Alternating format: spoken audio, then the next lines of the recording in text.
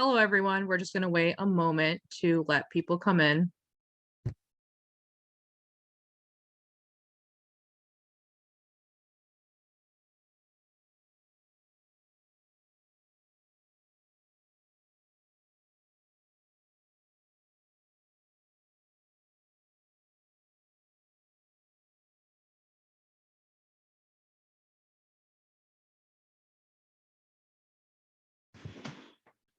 Okay, hello everyone. Welcome to the North Hartford Promise Zone Spring Virtual Series Navigating Education event.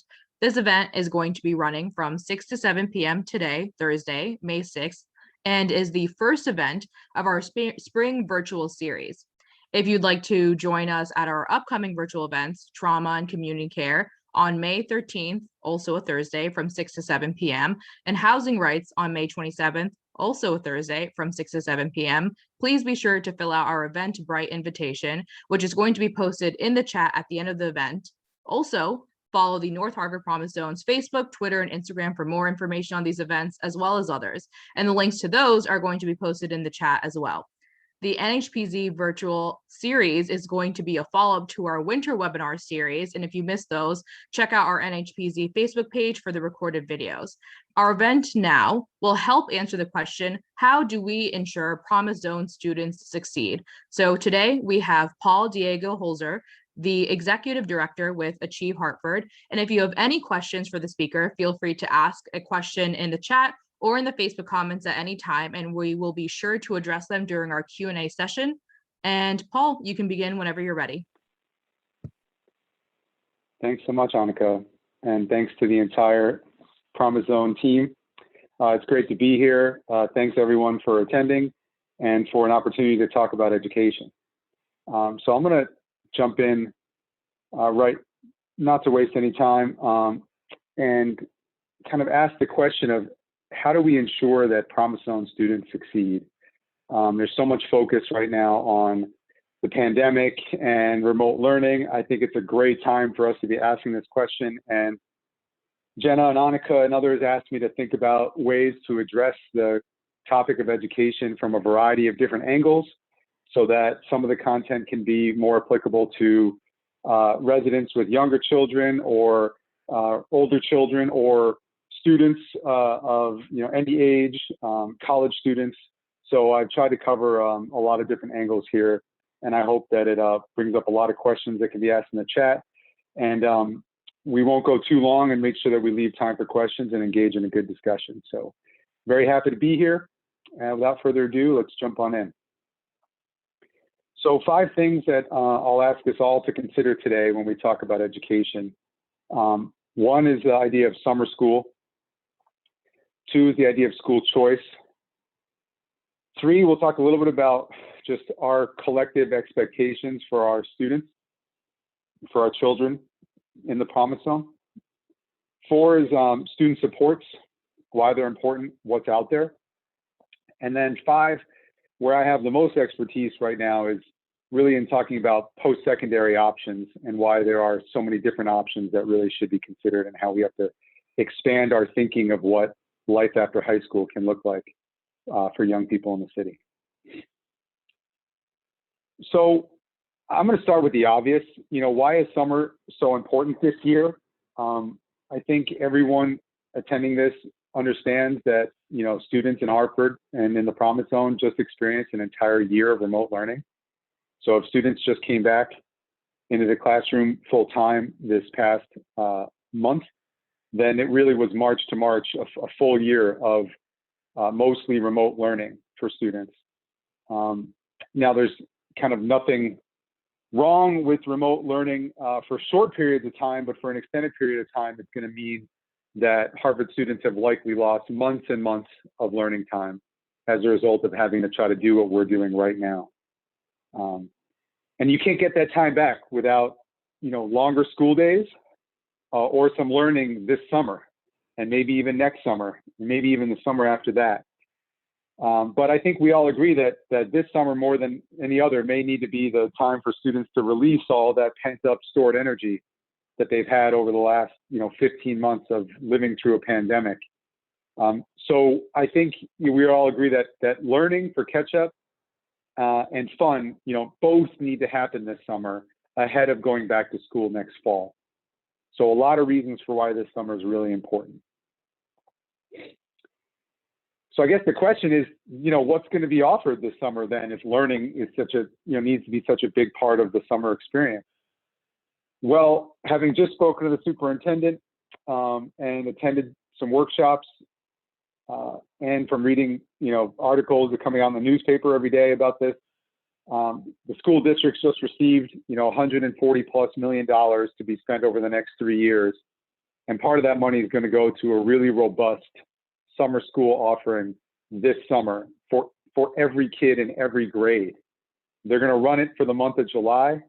And, they've never done something that big with the expectation of opening the doors to every kid from every grade. So this is going to be a summer school like no other. And details will be coming out later this month, maybe even in the next 10 days or so. Students are going to be expected to attend school in the morning up to 12 p.m. only, so that there's time for students to engage in enrichment programming in the afternoon, hopefully to get at a little bit of that fun and some other important things that students can be exposed to. The goal of summer school, from my conversations with the school district, is going to be to make learning as interactive as possible, to help students catch up enough to be as close to grade level for the grade that they're entering next fall. So there's going to be a lot of details on this announced soon, but you've got to know that this is coming down the pike, and it's something that's going to affect so many of you and as students, as parents, and many more students around the city. What other summer programs are going to exist, though? I think this is a really important question, right? It's not just about the school district spending, extra dollars from the federal government to put on school. Students are tired of school. So what else is going to be offered? Well, many of us have been on the phone with the mayor in his office at City Hall to try to plan a summer full of programming. The mayor is using the banner Unity 2021, and with another ambitious goal of having programming throughout the city for all 20,000 students in Hartford, and not just for the month of July, but all the way through August as well.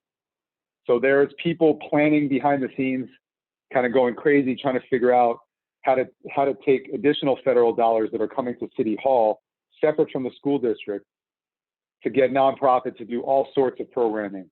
And nonprofits are planning programs right now in the areas of performing arts and culture, sports leagues, places to visit in the city, right? Like Yard Goat Stadium, museums, and other kind of cool activities to get students out and about. And also just making sure from a Parks and Rec perspective that there's a maximum number of safe spaces for students to congregate and hang out in. Even trying to figure out how to open up pools and all that with some social distancing guidelines still in place. And another big piece here is summer learning and employment, right? So every year, I think folks are aware of this SYELP program. It's a big part of what's offered in the summer. Well, the summer youth employment program is going to be bigger than usual. There's 800 seats that are already funded just for Hartford students. They could go up to 1,500 if they get the money. But my expectation is that they're going to be at least over 1,000 spots reserved just for Hartford students kind of coming into high school, and then those who just graduated, so 14 to 18. And I put in the application link where students need to just jump on and immediately create a login. It gets them right into the application, and they're in the system. And the first deadline for first come, first serve seats is May 14th. So no time to waste. Like, the summer planning is legitimately right now. And if Annika or Jenna makes this presentation available, then you'll have the link for summer youth employment if you are between the ages of 14 or 18 or have a student that's between that age. I highly recommend that. But I think the point here is that everything's going to be coordinated this year, this summer, like it's never been before. With nonprofits and schools and everyone trying to work together to figure out how to get students from school transported to wherever they need to go for summer programming on the enrichment side or the summer youth employment side. So I'm gonna stop talking about summer. Definitely put questions in the chat. Would love to talk more about it. I don't have all the details yet because they're not released around which schools for which students. It may not be every single school in the Promise Zone that's open, but there'll be a school near you that will have everything that you need for summer school. But we can talk more about this. I really want to make sure that we touch upon school choice, since my organization used to spend so much time out on the streets helping parents and students understand this. So I think, you can grow up in Hartford, or you could have lived in Hartford, for decades, generations even, and not understand school choice in Hartford because it's so complicated. And I think, even around the state, people don't understand just how unique school choice in Hartford is. It's super unique, even compared to other parts of the country. This is the only school district in Connecticut where you absolutely have to choose even your neighborhood school.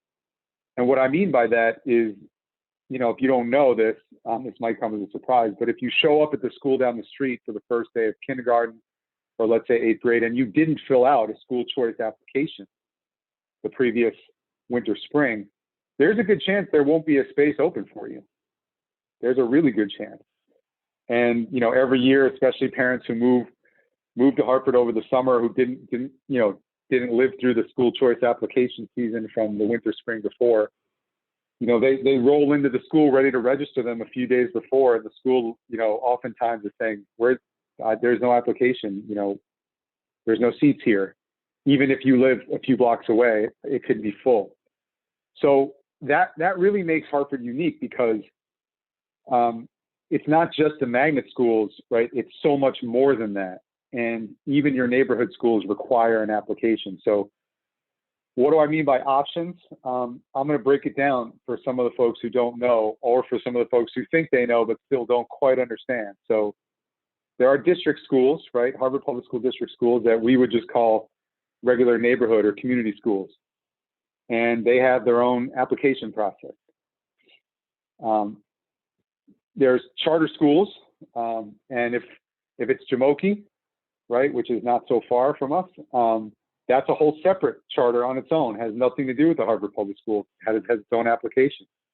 But if it's Achievement First charter school, well, then you could apply to it through the Hartford Public Schools application because they have a partnership agreement, right?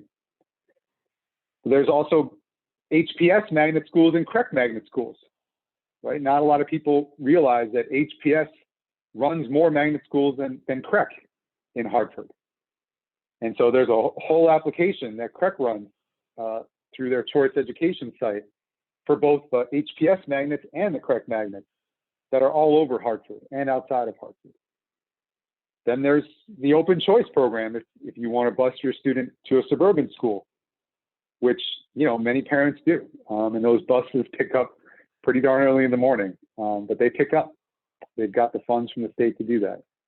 And then at the high school level, you even have, on top of all these options, you've got state technical schools as well, which are also run through CREC's application process.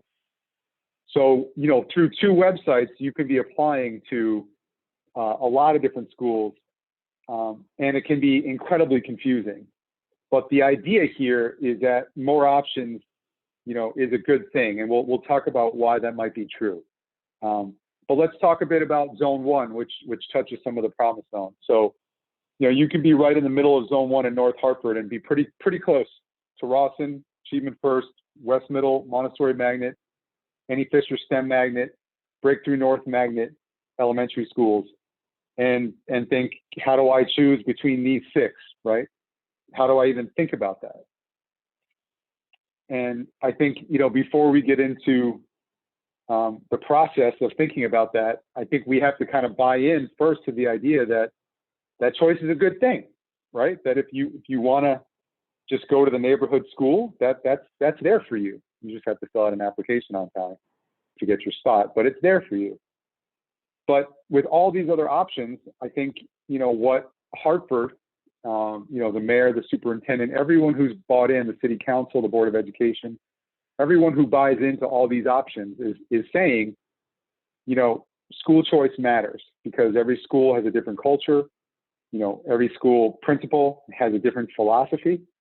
Depending on where you live, only some schools might give you free transportation, which obviously matters to a lot of folks.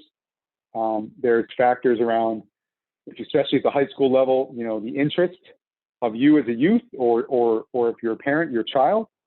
One school might have an entire theme that's connected to an industry with classes and then jobs available in those fields. Choice to a certain degree is meant to be power.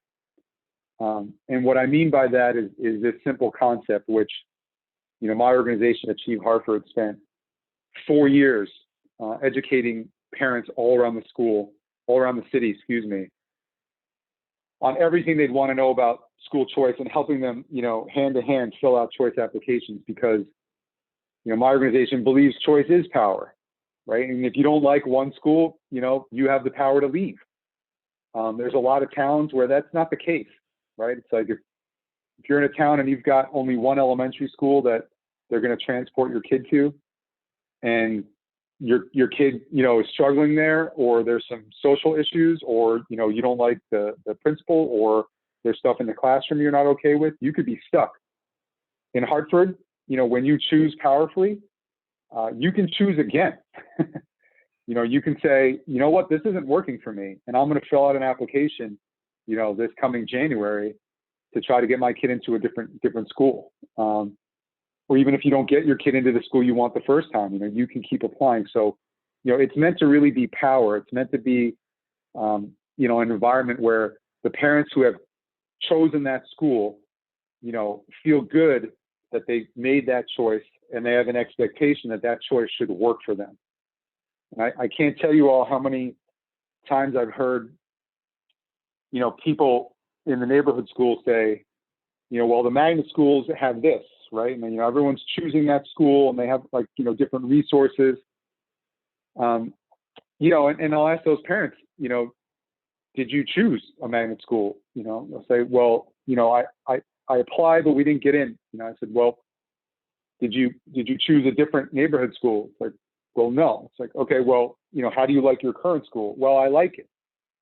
Okay, so let's get into the details of what more you would like, so that we can fight for that together, right? Either at your current school or thinking about switching schools.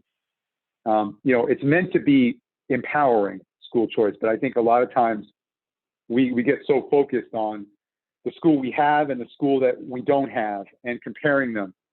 And it's true, the magnet schools have more resources, and to a certain extent, so do some of the charter schools, and it's kind of a haves and have-nots in Hartford. And it's rough, but I think the more parents can make a powerful, informed choice, the better parents will feel about where they are, what their expectations are for the school, pushing that school, and if they don't like what they're getting, leaving, right? It's a choice I think every parent should have. But if it's complex with all these options, I've got to ask the question, how do you navigate it?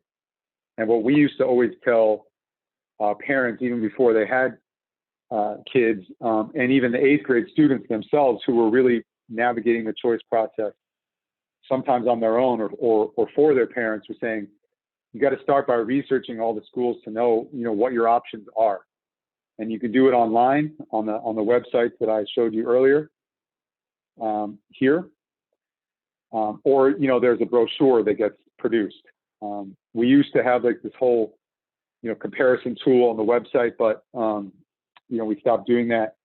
But you can always call my organization. You see the number there on the bottom to get more research done, that, we're here as advocates for education in Hartford. So there's always that option as well.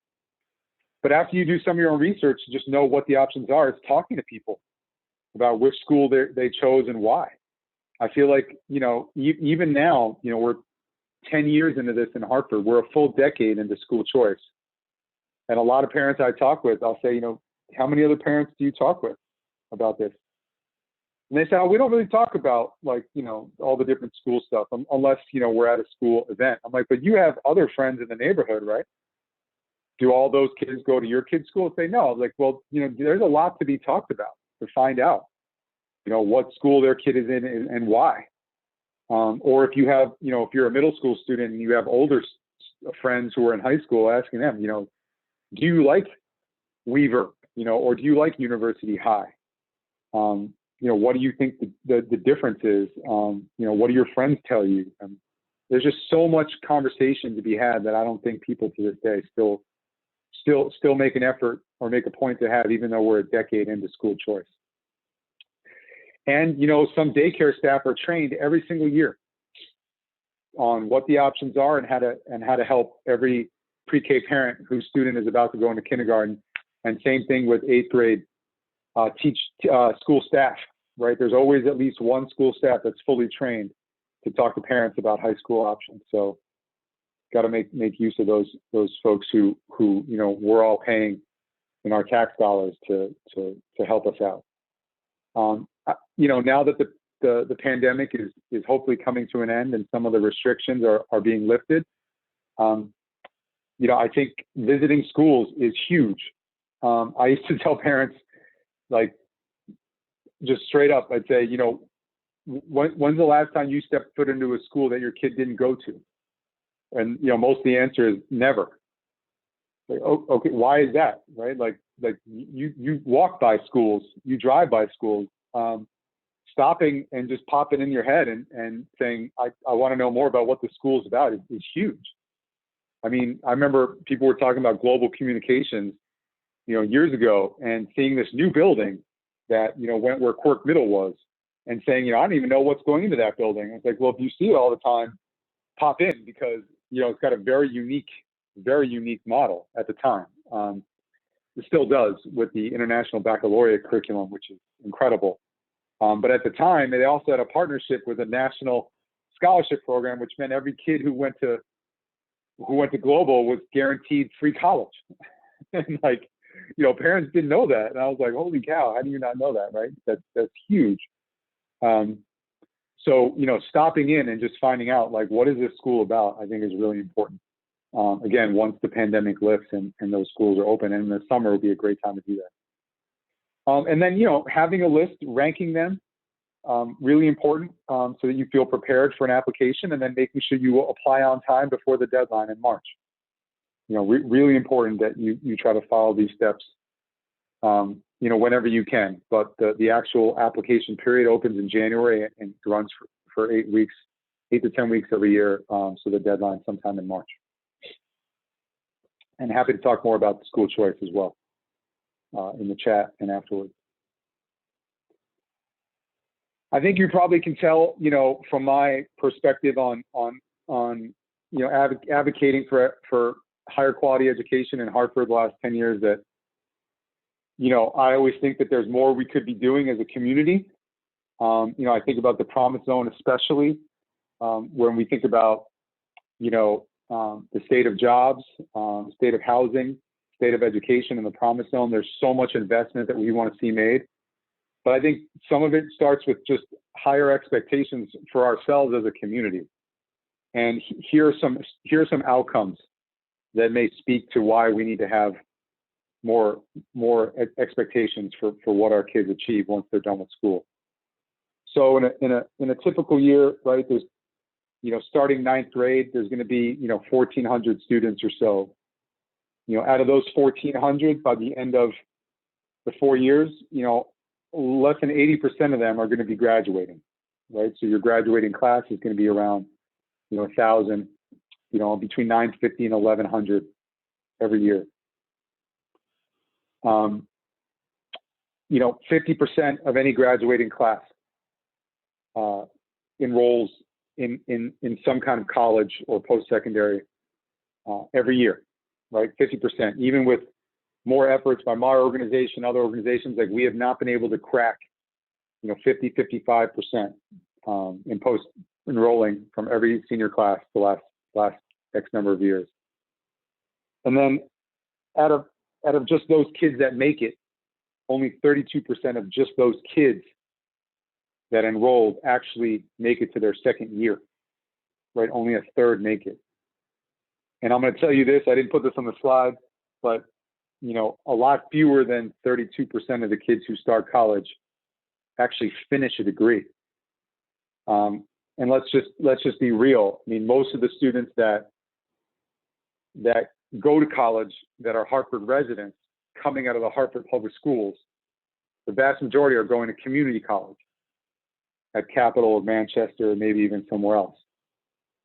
And in that, 2016 cohort, right, who were freshmen, we're looking at these kids going to community college, right now. I mean, we'll be lucky if 10% of the community college students finish a degree from a community college, even in 6 years. So just think about that, right? I mean, think about, all the energy, all the dollars, that we're putting into the education system, almost $18,000 a year per student in Hartford for 13 years if you do kindergarten through senior year, plus all the grant dollars that come from the federal government, to support college going. And if most of the kids are going to community college, but six years later after they start community college, less than 10% have a degree, we're hurting. We're hurting. We're just not getting the return, right? We're pouring all this energy into education, but somehow it's just not working for our students. And it's just rough to think about because they're not set up for success coming out of high school and they're dropping out of college. So we should take a deep breath and let that sink in. It's rough.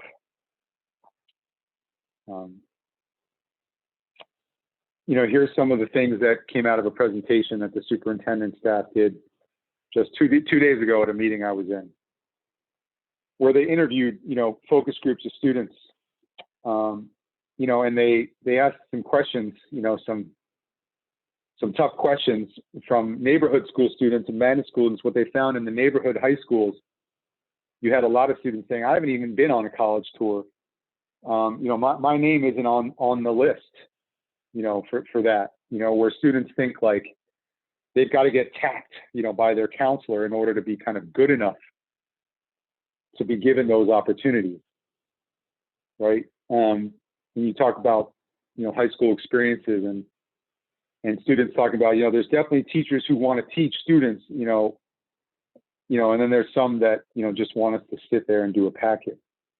Or if you're not, raising your hand and asking about college, no one's talking to you about it. Or parents saying my child's a senior and I haven't received any information about college, except from what my kid tells me, right? Nothing from the schools. And the school district talks about this openly, right? I give the superintendent credit saying, we got to get so much better. Like this is on us to do so much more, to get way more than 50% of our kids enrolling in some kind of post-secondary education and preparing them well enough so that way more than 32% of just those who start make it to the second year. So it's just like, and even all the data, you think about 50% of kids going to college of any senior class, like a lot of those kids are the suburban students who come into Hartford Public Schools via the magnet school. So like it is a pretty dire situation for our Hartford resident students, and we've got to just do a heck of a lot more. One thing that, I'll leave this slide up for those who want to read it since it just came out of this good presentation the superintendent did. We're running a program right now called the Hartford Student Internship Program for the class of 2021 only, right? This is just for seniors. And we decided in February not to open it up to any of the kids who had already applied to college, right? We said, you know what, if there's like, 550 kids out of 1,000 seniors that have already applied, I want to talk to just the 450 other students who have not applied to college and say, do you want to go? If not, check out this new program, which is actually still open now. Any student can apply to it as a senior in the same link to the Summer Youth Employment application, which is called HSIP. And that program is, I was able to raise dollars, quickly in, a couple $100,000 from corporations and foundations that just looked at the senior class and said, like, if every senior class has it rough on normal years, like 2016, 17, 18, 19, what's it going to be like in the year of a pandemic for the class of 2021, right? They've been so disconnected from their school as seniors, especially. How do we get them like last minute help right now? And how do we target that help for the kids who don't have a plan? So that they're not just like finished with school and then done, like where the school kind of wipes its hands from the kids and the kids are just dropped. So, we're really focused on those students, and it's tough because a lot of them aren't on track to even graduate on time. And so they're just struggling right now to try to catch up. So we're gonna have to figure out ways to support them through summer school, obviously, to try to keep them on track. But that's just a little bit about, where things are when we think about what kind of bang for our buck are we getting from all these years of education? What are the results? What's the end game for these young people, for all of you out there, especially in the Promise Zone? Like, what's the future look like after high school in Hartford? And it's not easy. And I'm looking forward to talking more about that afterwards, since my organization's got a lot of resources for those students. And so, if we're going to try to do something about this, right, I would always say you can't just, look at the school, like the superintendent and the mayor, and say, fix this, right? We first have to ask, what's out there right at our fingertips that we could take advantage of. And we also should definitely tell the superintendent and the mayor, please fix this and get more resources and do a much better job. But on average, if you take your average kid coming out of HPS, right, average, and even some of your high flyers, man, when they get to college and get their butt kicked, these are all areas where, on average, if you're graduating from Hartford Public Schools, you need help. Academically, social, emotionally, exposure to technology, right? Just how fluent are you in technology? Sports teams, what's your outlet? What's your experience on a team? How many options of that did you have? Exposure to careers, right? How much of your experience in school really opened up your eyes to everything that's out there? Or are you still walking down the street every day seeing, like, I wonder what it would be like to do that guy's job, or that woman's job, or, how did this building even get built, or who's even in this office building? If you're left wondering that every day, it means, your school's not doing a good enough job exposing you to careers. But there's other ways you can get that exposure. Straight up college prep. Which colleges, what are they, what do they offer, how do you apply to them, how do you afford them, all that stuff. And we'll talk a bit about that here too. And even, a lot of students come out of HPS desperately needing help, just advocating for themselves. And that's straight up one of the most important things that students can have. And it becomes a huge setback, whether they're at their first job or they're in college, and there's any kind of issue. How do you advocate and ask for help and get what you need? And when I think about, neighborhood schools and magnet schools, and we talk about students not getting enough support. I mean, this slide comes out of the superintendent's slide. I thought it was a good one to pull, right? When you think about support to transition from 8th grade to 9th grade, or from 12th grade to post-secondary, on the neighborhood school side, a third of the students surveyed in grade 8, by the time March came around, they said, I have no idea what high school I'm going to, even though like the application deadline was in March. And their average connection to caring adults was 3 that they could name of people they could go to, that they said they had some kind of relationship to. On the magnet school side, every kid, at classical, in the 8th grade said that they were going to stay at classical because they have a high school program. 90% of the students at Annie Fisher STEM said they were going to University High magnet school and already fill out the application, with the other 10% going to another magnet school at Pathways to Technology on Goodwin University campus. So, support, expectations, choice, other resources, caring adults. Like, this is what we have to start talking about if we want to really make education a much more powerful asset for ourselves as young people, or for our children, for our students.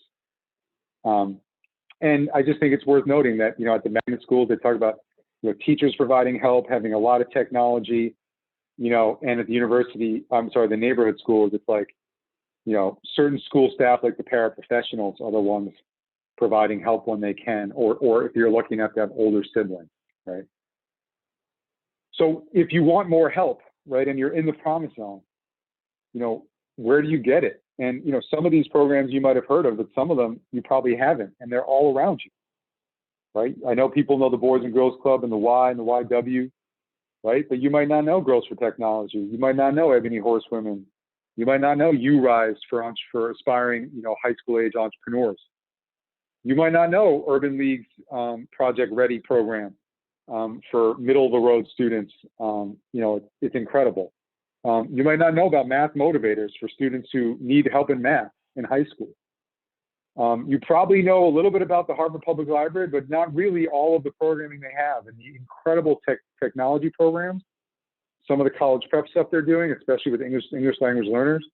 It's off the charts. They're winning awards nationally for all the incredible programs they have, but yet there's still people who don't look at the library as the place to get help. You might have heard about the Legacy Foundation. They only take a handful of students, but if there were more people knocking on the door, I think they could get a lot more funding, and they provide tutoring, social and emotional support, mentoring, and all the college prep and college tours you could want.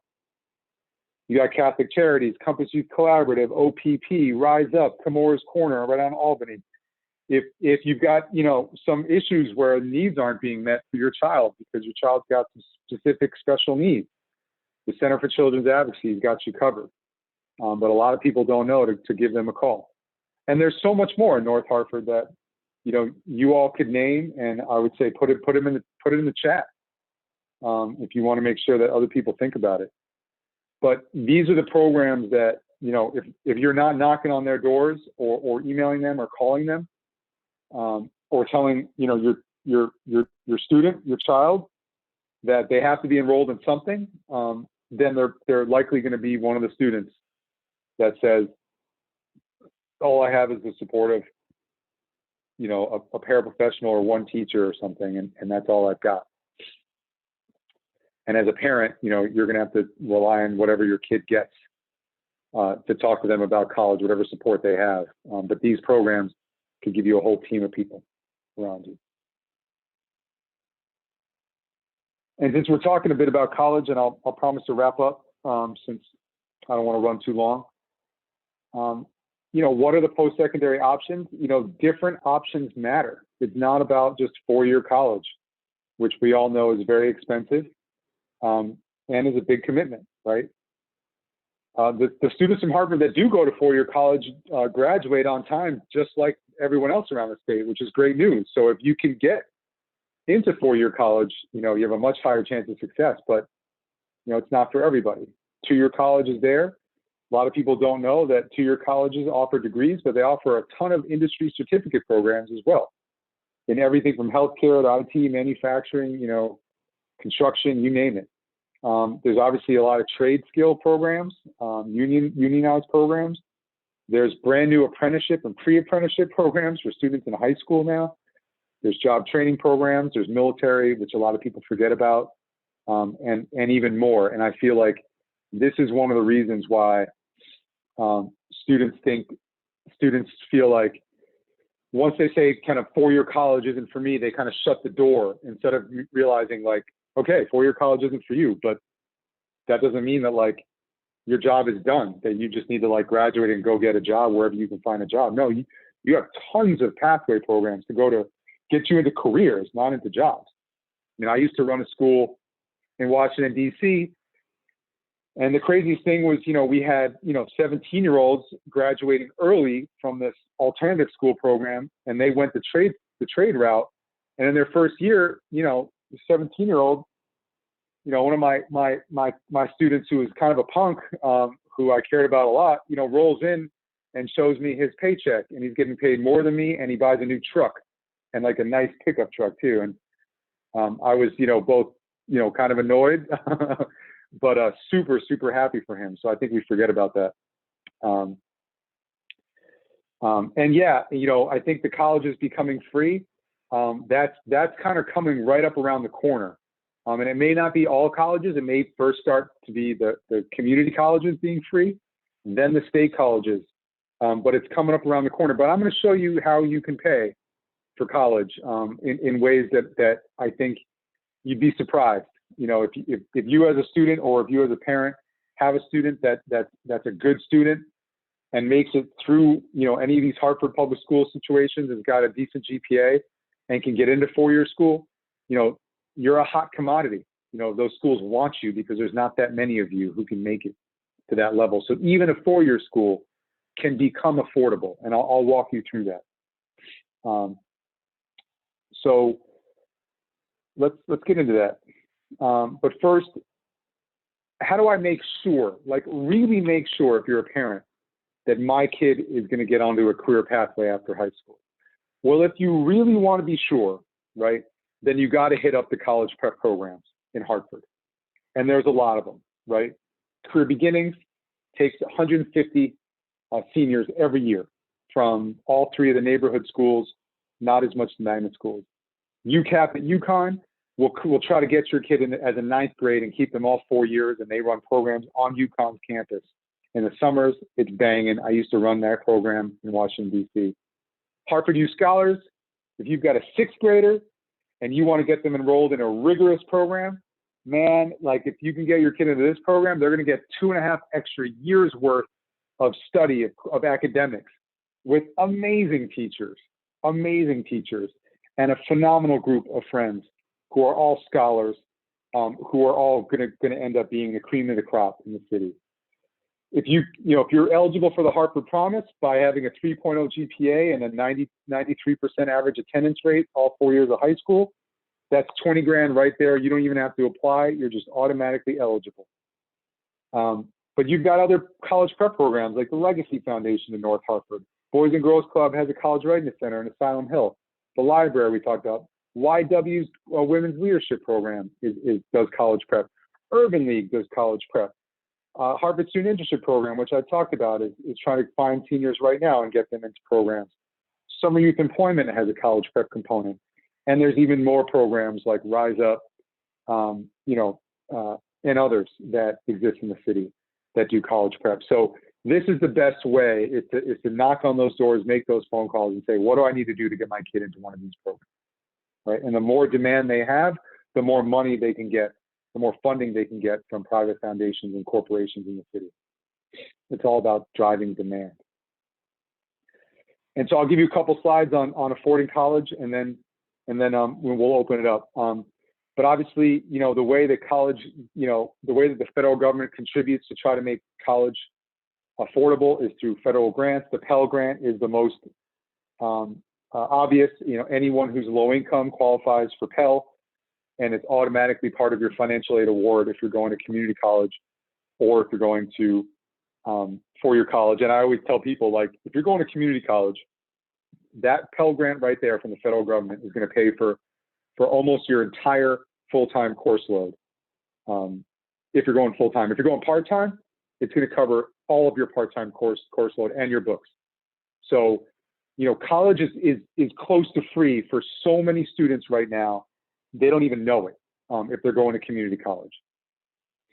There's supplemental federal grants and other institutional aid that the college pulls from other sources to give financial aid packages, financial aid awards. And we'll talk about what does it look like if you're coming out of Hartford and you apply and get accepted to a four-year college. Then you got to look at what award are you giving me? How badly do you want me, right? Because there's not many of me that can make it, right? So if I'm going to make it, pay me, right? And the colleges have a lot of opportunity. They can pull money to kind of give you a better package. And students and parents have learned over time that you can play one college against another, right? So you can find a way to milk the institution itself to give you more money, more than just the federal Pell dollars. And then every year I talk to the Hartford Foundation for Public Giving, and they're like, we have tons of scholarships that Hartford students are not applying to. Local scholarships that families, and this is an unbelievably wealthy region we live in, that tons of scholarships that families have for first-generation students of East Asian descent, South Asian descent, first-generation African-American, immigrant students, ELL language, English language learners student. I mean, you name it, if you're left-handed, if you play this instrument, there's a scholarship to be applied to. So, community college is already affordable without being free. But what about the four-year college, right? So let's say that you're not, applying to the most expensive four-year college. That's $50,000, $60,000, but let's say it's $46,000, which is ridiculously expensive for college. But let's say you or your child, says this is the school I want to go to, and this is how much it costs, right? So how do you pay for it, right? Well, you've got $6,000 or so money coming from the federal government if you're low income every year, right? All 4 years. The Hartford Promise Scholarship is $20,000, so you could break that up $5,000 each year. If you can apply for a national scholarship, because there's tons of those too, and if you're low income and if you're going to be the first in your family to go, there's a lot of scholarships out there. You never know. A lot of my students always applied to these back in the day, and would get small scholarships, but it adds up. So $5,000 a year, that's a really nice scholarship.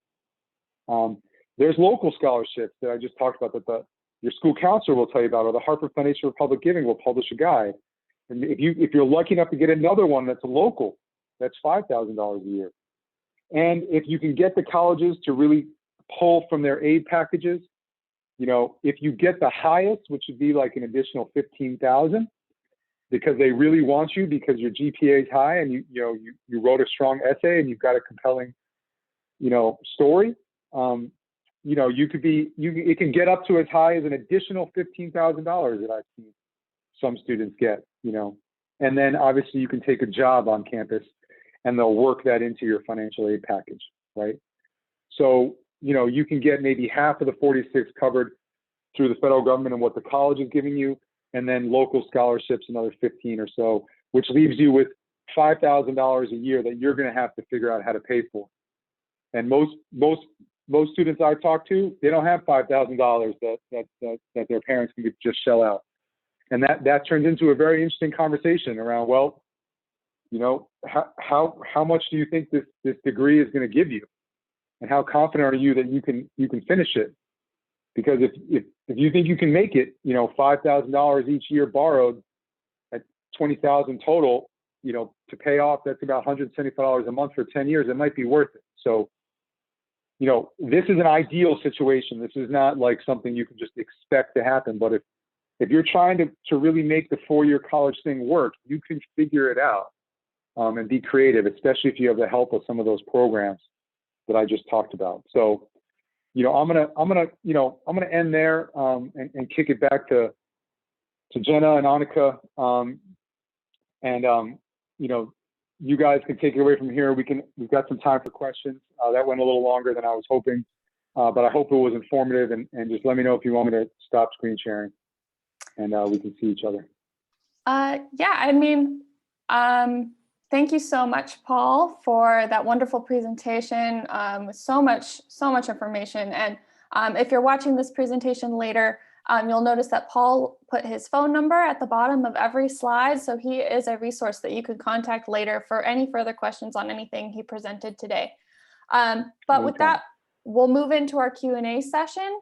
So if you are watching this on Facebook, I am watching the Facebook chat, so feel free to enter questions there. If you're watching this later, you can email me and I can forward your questions to Paul, or you can call him, as I said earlier. Or if you're in the Zoom room with us, you can also interact with the chat there. So to kick us off, I see Catherine has entered a couple questions in the chat, or I guess one question and one comment. And she says, is there a current path for Connecticut two-year colleges to become free? I know that there's been some discussion about that, and love to hear from you on that, Paul. Yeah, so that's really kind of a federal government and local state decision. And a lot of the states are not talking about it because they have a feeling that the federal government is going to make all community colleges tuition free, like in the next 2 years. So, you know, it could be the kind of thing, Catherine, where, you know, if you're a community college student starting now, or your child is going to start now, you're going to look back, you know, 2 years from now and say, man, like I just missed it. But like I was saying before, there's ways to make community college close to free right now. And when I talk to the 2 community college presidents here, Duncan Harris and Nicole Esposito, you know, they're always saying, like, anytime you talk to students, please tell them, like, we're going to work with the student. We're not going to let costs be prohibitive from them coming to college. So I think that's going to be huge when it's just totally tuition free in a couple of years, I think. And it's going to be even bigger when they figure out how to make the 4-year state colleges free, like Central, Southern, Western, and Eastern. That's going to be incredible, but I think that's going to take a few more years after that. Great.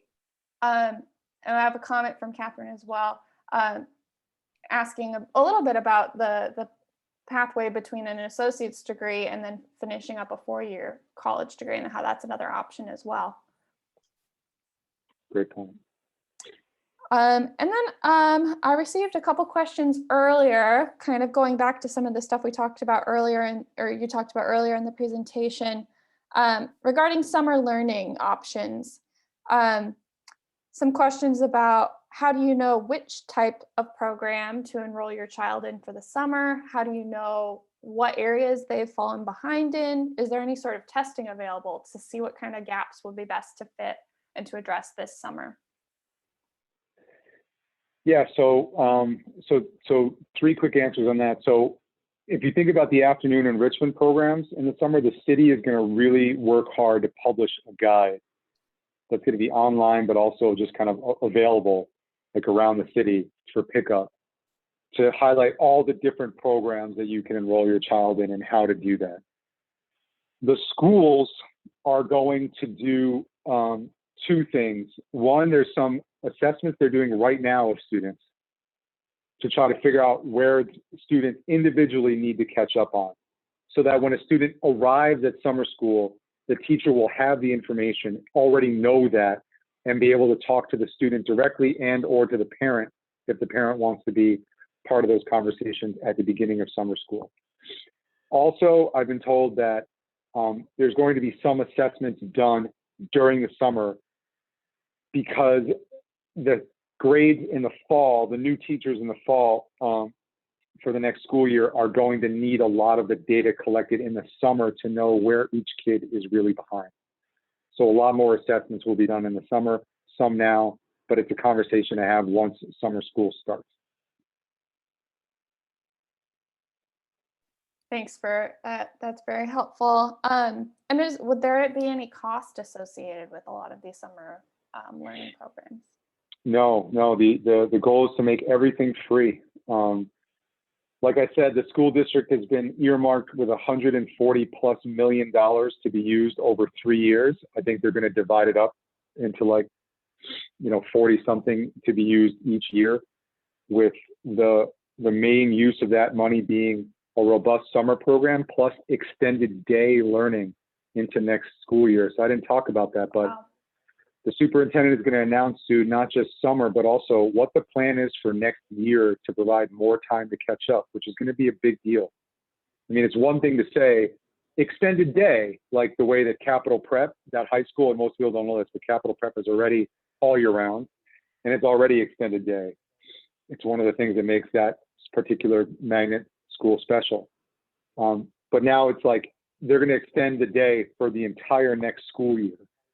So there's a lot of details to roll out about that, and there's a lot of negotiations they have to do with the teachers. So they're still trying to figure out those details, but expect everything to be free. Great.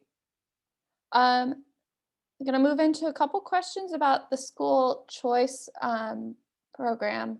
And you did a wonderful job of explaining that, but I guess I have a question from somebody. What happens if you go to enroll your child in a school and there isn't a spot there? So you go to a different school and there's not a spot there. What does that process look like if you miss the enrollment period in the school choice program?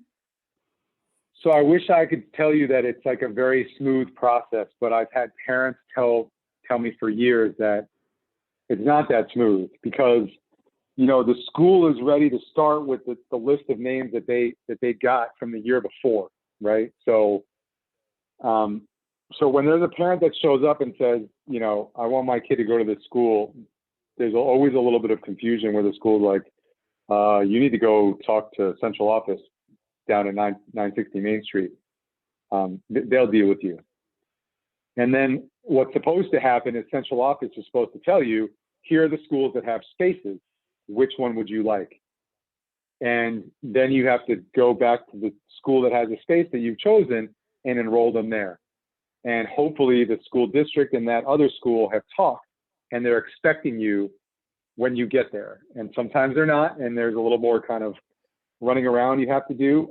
It can be annoying for the parent and aggravating if the school district isn't, you know, making it such a smooth process and communicating well with the different schools. But, you know, it's pretty easy to figure out because at the end of the day, there's only so many schools that have spots left. So sometimes you just don't have that much choice if you waited that long or if you arrive late in the year.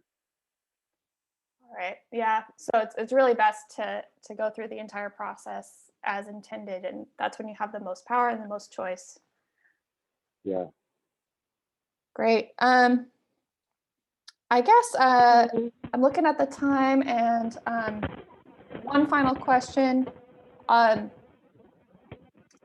is the best way to support public education if you don't have a child and you live in the Hartford community, but you want to support what's going on? That's such a great question. Oh my gosh. I mean, so three things come to mind. You know, one is if you work, you know, for a reasonably large employer, right? It's awesome to try to like pick a school that's close by or that you feel like any kind of connection to and say, what can all of us who work together maybe do to support the school, either as mentors, as, you know, reading tutors, as elementary school buddies, you know, or to donate, you know, awesome indoor gym equipment so that, you know, schools that don't have a ton of funds, or musical instruments. I mean, it's like, it's a great thing to just look at the school and say, how do we support your needs? You tell us what you need. And so anyone that's in a reasonably large employer, I always try to push in that direction because the schools really appreciate it. But also there's specific programs, like a lot of the programs I mentioned, a lot of them are volunteer driven, right? A lot of them. I mean, Math Motivators doesn't pay all of the, you know, volunteers that they have to tutor math. Like these are all local professionals who are like, I like math, I have an affinity towards it. I want to make sure that students in Hartford who are struggling, you know, get over the hump and realize that math doesn't have to be such a headache or, so, you know, public enemy number one. And they bring their passion to it as a volunteer within those programs. And I think that's really huge. And then the third piece is like, you know, if you really want to get involved in kind of think about solution building, you know, so I'm really interested in education in general. I would say, you know, have a conversation with me afterwards and let's talk about some of the coalition work that's happening around the city, right? Around, you know, around the right subject area that works for you, whether it's workforce development and specific skill building, whether it's college or post-secondary enrollment, whether it's, you know, work-based learning and certain skills and competencies at the high school level, you know, whether it's academics in the elementary level, whether it's social, emotional, or mental health. Like there's tables around the city, and Hartford has pretty awesome coalitions that are really trying to solve like the really big problems, right? They don't just kind of look at the superintendent and say, you fix it, or the mayor. You know, the mayor is there, but he's one person among many other leaders, public and private sector leaders.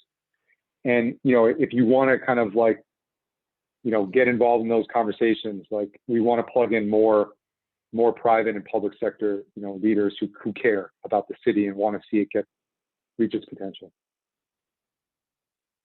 And I'm happy to connect you to any school or any program. Thank you so much, Paul. If you wouldn't mind going to our next slide, and then I will pass the mic to Anika, who will sign us out. All right, thank you, Jenna.